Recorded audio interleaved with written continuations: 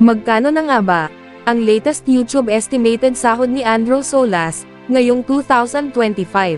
Well, sa video na ito, ay yan ang ating pag-uusapan at aalamin. Si Andrew Solas ay isa sa mga sikat na fishing vlogger sa Coron, Palawan. Marami ang sumusubaybay sa kanya, dahil sino ba naman ang hindi manunood sa kanyang mga video na sobrang ganda, at meron ka pang makukuha na idea kung paano manghuli ng mga isda sa dagat. Si Andrew Solas ngayon ay meron ng total video views sa kanyang YouTube channel na umaabot na sa 143,141,893 at may subscribers sa ngayon na umaabot na sa 447,000 subscribers sa kasalukuyan. So yun mga idol, gamit ang isang public website na Social Blade, ay ating malalaman o makikita kung magkano na ang latest YouTube estimated sahod ni Andrew Solas ngayong 2025. Sa mga hindi pa nakakaalam, ang Social Blade nga pala ay isang public website na kung saan kahit sino ay pwedeng tumingin sa analytics at estimated earnings ng isang YouTuber or influencer.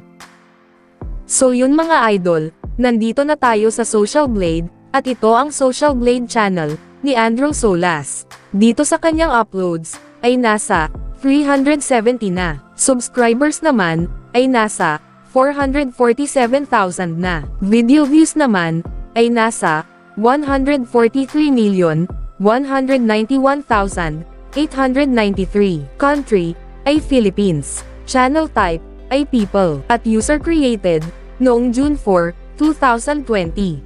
At dito naman sa baba mga idol, ang total grade niya ay nasa letter B. Social Blade rank ay pang 202,758. Subscriber rank ay pang 1,916. Video views rank ay pang 141,520. Country rank dito sa Pilipinas ay pang 640. At ang people rank naman ay pang 1,515. So yun mga idol, dito naman sa subscribers ni Andrew Solas, noong last 30 days, ay merong pumasok na 4,000 subscribers. Tumaas ang subscribers percentage ni Andrew Solas sa 25.0%. At dito naman sa video views ni Andrew Solas, noong last 30 days, ay merong pumasok na 2,524,000. Tumaas ang video views percentage ni Andrew Solas sa 15.9%.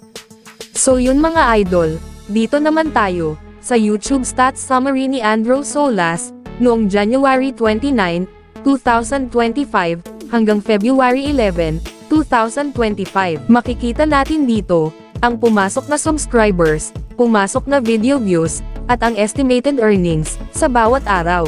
Pero mga idol, ang titingnan natin dito ay ang daily average at weekly average. At disclaimer lang mga idol, ang impormasyon na ibinabahagi ko sa inyo ay isang estimated earnings lamang, dahil ang website na ito ay nagbabase lamang sa views ng bawat video. So yun mga idol, umpisahan natin dito sa daily average. Dito sa subscribers ni Andrew Solas, sa loob ng isang araw ay merong pumasok na 134 subscribers. At sa video views naman ni Andrew Solas, sa loob ng isang araw ay merong pumasok na 84,121.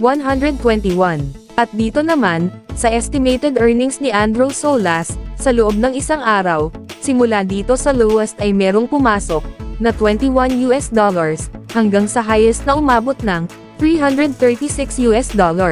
At kung i-convert natin ito sa Philippine Peso, ang katumbas nga pala ng $1 sa Philippine Peso ngayon ay nasa 58 pesos. So yun mga idol, ang katumbas ng $21 sa Philippine Peso ay nasa 1,218 pesos. Ito ang posibleng kikitain ni Andrew Solas sa loob ng isang araw sa lowest estimated earnings. At ang katumbas naman ng $336 sa Philippine Peso ay nasa 19,488 pesos. Ito naman ang posibleng kikitain ni Andrew Solas sa loob ng isang araw sa highest estimated earnings. Bago natin ipagpatuloy ang video na ito, ay please naman po mga idol, Pakiclick naman ng like, bilang suporta, sa video na ito. Maraming salamat po mga idol. So yun mga idol, dito naman tayo sa weekly average. Dito sa subscribers ni Andrew Solas, sa loob ng isang linggo, ay merong pumasok na 938 subscribers. At dito naman sa video views ni Andrew Solas, sa loob ng isang linggo, ay merong pumasok na 588,847. At dito naman, sa estimated earnings ni Andrew Solas, sa loob ng isang linggo, ay merong pumasok na $147 hanggang sa highest na umabot ng $2,400. At kung i-convert natin ito sa Philippine Peso, ang katumbas ng $147 sa Philippine Peso ay nasa 8,526 pesos. Ito ang posibleng kikitain ni Andrew Solas sa loob ng isang linggo sa lowest estimated earnings. At ang katumbas naman ng $2,400 sa Philippine Peso ay nasa 139,200 pesos. Ito naman ang posibleng kikitain ni Andrew Solas sa loob ng isang linggo sa highest estimated earnings. So yun mga idol, dito naman tayo sa monthly estimated earnings, at yearly estimated earnings. At uulitin ko lang mga idol, ang impormasyon na ibinabahagi ko sa inyo, ay isang estimated earnings lamang. Dahil ang website na ito, ay nagbabase lamang sa views ng bawat video. So yun mga idol, simulan natin dito sa monthly estimated earnings. Simula dito sa lowest, ay merong pumasok na $631 hanggang sa highest na umabot ng $10,100. At kung i-convert natin ito sa Philippine Peso, ang katumbas ng $631 sa Philippine Peso ay nasa 36,598 pesos. Ito ang posibleng kikitain ni Andrew Solas sa loob ng isang buwan sa lowest estimated earnings. At ang katumbas naman ng $10,100 sa Philippine Peso ay nasa 585,800 pesos. Ito naman, ang posibleng kikitain ni Andrew Solas sa loob ng isang buwan sa highest estimated earnings. So yun mga idol, dito naman tayo sa yearly estimated earnings. Simula dito sa lowest, ay merong pumasok na $7,600